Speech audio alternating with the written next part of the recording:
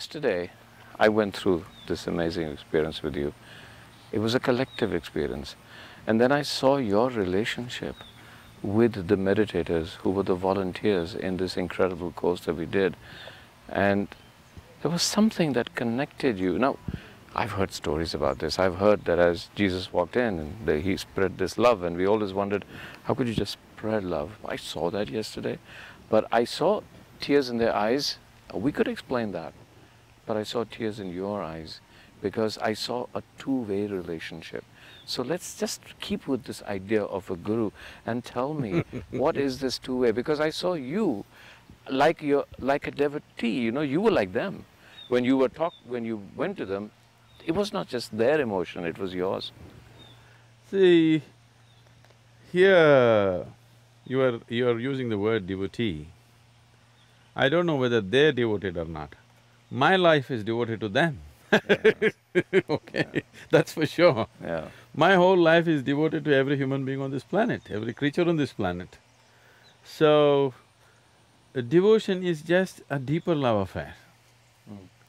When I say a deeper love affair, generally these days at least, people are understanding a love affair as some kind of a transaction of give and take. Devotion is a deeper love affair of just absolutely giving.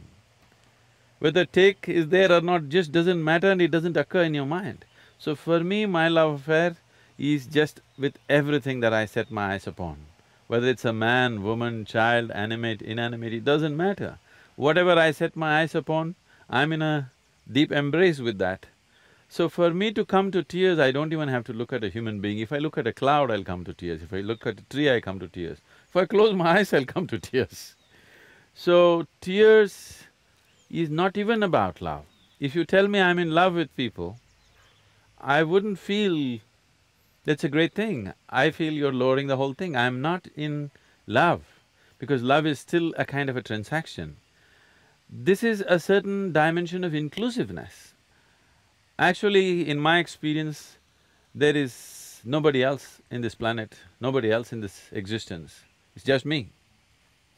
In my experience, I don't see myself and somebody else, I just see myself. So, this is not even devotion, this is not even love, this is just inclusiveness. And this is not my idea, this is not my philosophy, this is the way existence is. If you do not constipate your consciousness by being identified with limited things, like your own body, your own mind, your own culture, your own religion, your own family, your own whatever, your own species for that matter, if you do not constipate your consciousness with that kind of limitations, the existence is all-inclusive. Well, science can prove it to you today, isn't it? The more people see you, even from a distance, there's a sudden outpouring of love, complete outpouring of love. So let's talk about love. This is one kind of a love. What happens? Is there something, is it a release? That could be one thing, with the see you and their own stresses and emotional release. On the other hand, is there some kind of energy that you're transmitting to them? Is that energy possible only in a loving relationship, even between you and the people or between people themselves? What is that energy called love? And then let's relate it to man and woman, because that's the love most of us know. Love or hate, whichever you like it, but let's talk about love. There is no such thing as an energy that is love. Life is a certain energy.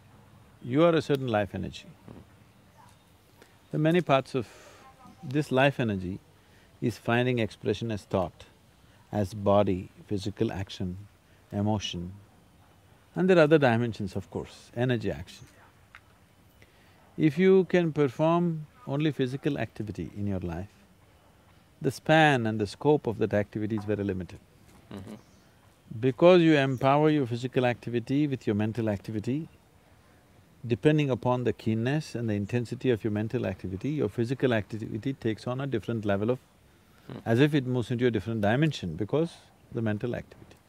If you make a movie, if it's all physical, it's one way. There is a certain intellect involved in it, it's another way. There's a certain emotion involved in it, it's another way, isn't it so? So that's so with life also. So, these are different levels of intensity. Physical is at one level of intensity, intellectual is another level of intensity, emotion is a different level of intensity. Generally, people are looking down upon emotion as something less than intellect, which is a very wrong thing they're doing. Which I think slowly people are realizing they're talking about emotional intelligence now. Because emotion is capable of being of a higher intensity than intellect in many ways. Intellect has a certain coolness, intellect has a certain penetration, but emotion can just embrace everything.